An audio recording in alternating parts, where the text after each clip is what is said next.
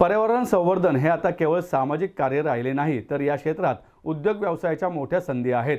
सौर ऊर्जा, कचरा व्यवस्थापन, सेंद्रिय शेती, पर्यावरणीय सल्लागार सेवा, हरित बांधकाम, जलसंवर्धन प्रणाली, इलेक्ट्रिक वाहने व त्यांची चार्जिंग स्टेशन्स अशा विविध संधी खुणावत आहेत, असं मत प्रसिद्ध लेखक व उद्योजक शरद तांदळे यांनी व्यक्त केले। ग्रीन सोल्युशन्स संस्थेच्या 13व्या वर्धापन दिनानिमित्त आयोजित कार्यक्रमात शरद तांदळे प्रमुख पाहुणे म्हणून बोलत होते। पर्यावरण क्षेत्रातील उल्लेखनीय कार्याबद्दल माजी सैनिक व पर्यावरणवादी कार्यकर्ते रमेश खरमाळे व स्वाती खरमाळे या दाम्पत्याला जीवनगौरव पुरस्कार यावेळी प्रदान करण्यात आला। महाराष्ट्र प्रदूषण नियंत्रण मंडळाचे माजी सहसंचालक डॉक्टर विद्यानंद मोडघरे, ग्रीन सोल्युशनचे संस्थापक सागर अहिवळे व भारती भोसले अहिवळे, COEPचे सह अधिष्ठाता डॉक्टर संदीप मेश्राम, शिवाजी विद्यापीठाच्या पर्यावरण शास्त्र विभागाचे प्रमुख डॉक्टर प्रकाश राऊत आदी यावेळी उपस्थित होते। शरद तांदळे म्हणाले, वाढते पर्यावरणीय प्रश्न, हवामान बदलाचे संकट आणि नैसर्गिक संसाधनांची झपाट्याने होणारी घट यामुळे संपूर्ण जग पर्यावरणाच्या प्रश्नांकडे गांभीर्याने पाहू लागले आहे। पारंपरिक व्यवसायांप्रमाणेच हरित व्यवसाय एक व्यवहार्य आणि फायदेशीर पर्याय ठरत असल्याचं त्यांनी सांगितलं। रमेश खरमाळे म्हणाले, प्लॅस्टिकचा अनिर्बंध वापर रोखणे ही आजच्या काळाची गरज आहे। पर्यावरण रक्षण ही देशसेवाच आहे असे मला वाटते। डॉक्टर विद्यानंद मोडघरे यांनी पर्यावरण रक्षणासाठी ग्रीन सोल्युशन्स करीत असलेल्या कार्याचा गौरव केला।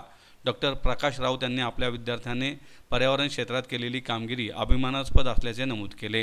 ग्रीन सोल्युशन कंपनीचा डायरेक्टर, ग्रुप ऑफ कंपनीचा, याच्यामध्ये आमच्या 13 कंपनी जे एन्व्हायरमेंट फील्डमध्ये काम करतात। एन्व्हायरमेंट फील्डमध्ये कंप्लायन्स पासून ते आम्ही मॅन्युफॅक्चरिंग पर्यंत सर्व गोष्टीवरती काम करतो। आमच्या कंपनीमध्ये एका एम्प्लॉई पासून, म्हणजे माझ्यापासून कंपनी चालू झाली ते आजपर्यंत आपल्याकडे 350 लोक काम करतात। एका क्लायंट पासून आम्ही काम केलं, आता 1000 प्लस काम आमच्याकडे क्लायंटला आम्ही सर्व्हिस देतो। ते जागतिक, म्हणजे लोकल पासून जागतिक पातळीवरती आम्ही लोकांना सर्व्हिस देतो आणि उत्कृष्टरित्या आम्ही लोकांना सर्व्हिस देतो।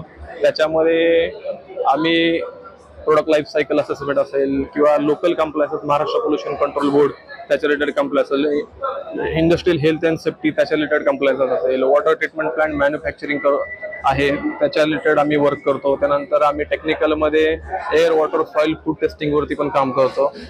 त्यानंतर आम्ही आता कार्बन क्रेडिटवरती, जो ग्लोबली इश्यू आहे, COP29 वरती जागतिक 198 देशांनी येऊन त्याच्यावरती चर्चा केली आणि आपल्याला इंडियाला टार्गेट दिले की पूर्ण जगाला टार्गेट मिळालेलं आहे की किती % कार्बन रिडक्शन करायचं आहे।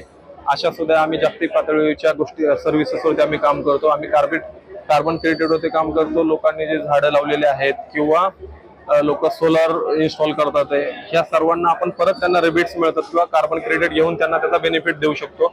एका सिंगल माणसापासून ते कंपनीपर्यंत सर्व लोकांना आपण ते देऊ शकतो। या सर्व्हिसेसमध्ये आम्ही काम करतो। त्यानंतर आमचा दुसरा मोठा आहे की सर्क्युलर इकॉनॉमी। आता इंडियन गव्हर्नमेंटने सर्क्युलर इकॉनॉमीला खूप मोठ्या प्रमाणावरती प्रमोट केलेलं आहे। सर्क्युलर इकॉनॉमी म्हणजे जो घनकचरा आपल्याकडे तयार होतो, जे वस्तू वापरल्यानंतर जे आपण कचऱ्यात टाकतो जातो, तर त्याला परत रियूज मध्ये आणायचं आणि परत त्याला रियूज मध्ये आणून ते सर्कल कंप्लीट करायचं। जसं की आपण प्लास्टिकचं उदाहरण घेऊ शकतो, ई वेस्टचं घेऊ शकतो, स्टीलचं घेऊ शकतो।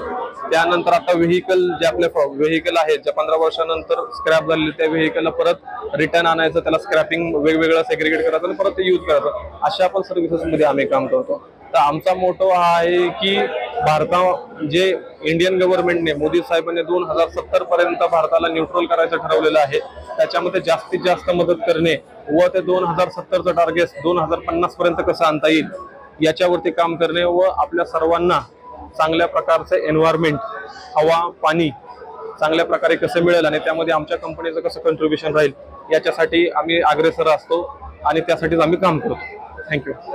मी डॉक्टर VM मोडघरे, मी महाराष्ट्र शासनात जस्ट मागच्या 2 महिन्याआधी रिटायर्ड झालो आहे, जॉईंट डायरेक्टर म्हणून। आज मी इथे यांच्या ग्रीन सोल्युशन यांच्या वर्धापन दिनाच्या शुभेच्छा करता इथे आलोय। फार सुंदर काम ह्या ग्रीन सोल्युशननी केलेलं आहे आणि जवळपास त्यांचे महाराष्ट्रात आणि देशामध्ये सुद्धा पर्यावरणासाठी काम करणारे क्लायंट्स आहेत।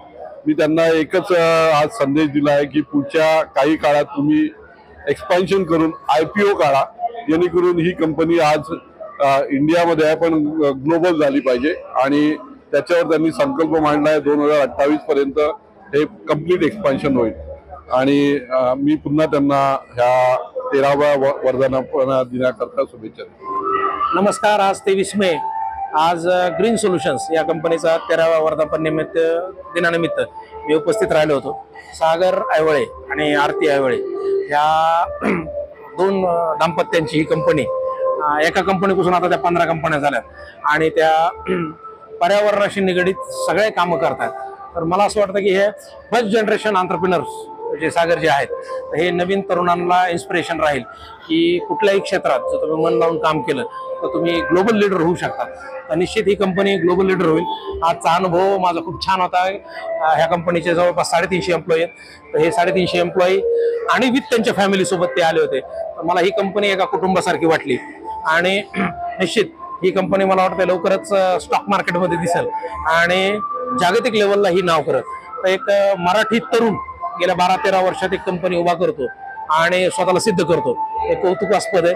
तर ही गोष्ट महाराष्ट्रात काम करणाऱ्या नवीन पिढीतल्या प्रत्येक तरुणाला प्रेरणादायी राहील की आपण कुठलंही क्षेत्र धरून जर त्याच्यात डेडिकेटली मेहनत घेतली तर एक एम्पायर उभा राहू शकतो. तर सागर ऐवळे आणि आरती ऐवळे यांच्या ग्रीन सोल्युशन्स आणि पूर्ण टीमला माझ्याकडून शुभेच्छा देतो. खरं तर माझा सन्मान केलेला नाही. हा सन्मान जो आहे हा सन्मान पर्यावरणाचा आहे. कारण येणाऱ्या कालखंडामध्ये पर्यावरणाच आपल्याला जगवणार आहे आणि ह्या पर्यावरणाचा सन्मान होणं फार गरजेचं आहे. प्रत्येकाने झाडं लावली पाहिजेत. प्लास्टिक मुक्त करण्यासाठी आपण प्रयत्न केले पाहिजेत. खऱ्या अर्थाने मला वाटतं ह्या ग्रीन सोल्युशननी जो आज सन्मान केलाय त्याचा निश्चितच या ठिकाणी मला वाटतं आदर होईल. प्रत्येकाने जीवनामध्ये जर आपल्या झाडं लावली तर येणाऱ्या कालखंडामध्ये आपल्या घरातील जी मुलं आहेत, जी आपली छोटाली बाळं आहेत, ही जगू शकतील. अन्यथा आपण जगू शकणार नाही. पूर्वजांच्या पुण्य आज जगतोय आणि जर आपण पुण्य जरी ही पर्यावरणाची कमी जर पर्यावरणावर जर पुण्य केली नाही तर भविष्यामध्ये आपली मानवजात टिकू शकणार नाही. तर मी जाता हा संदेश देईल की माणसी जर भारतामध्ये 4 झाडे असतील तर प्रत्येक माणसी मला वाटतं की कुठेतरी 5000 झाडे व्हावीत. तर प्रत्येकाने एक झाड नाही मी म्हणणार, आज गरज आहे प्रत्येकाने 5 झाड लावायची. 140 कोटी लोकांनी जर विचार केला तर मला वाटतं कितीतरी मोठ्या प्रमाणामध्ये झाडं लागवेल. आणि मला वाटतं आपल्या इंडियामध्ये जे जागतिक तापमानवाढीचं जे संकट ओंगावते ते काही दिवसांमध्ये मला वाटतं नीट होईल. तर मी एवढेच हीच विनंती करेल की प्रत्येकाने झाड लावा. आमच्या वन विभागाच्या माध्यमातून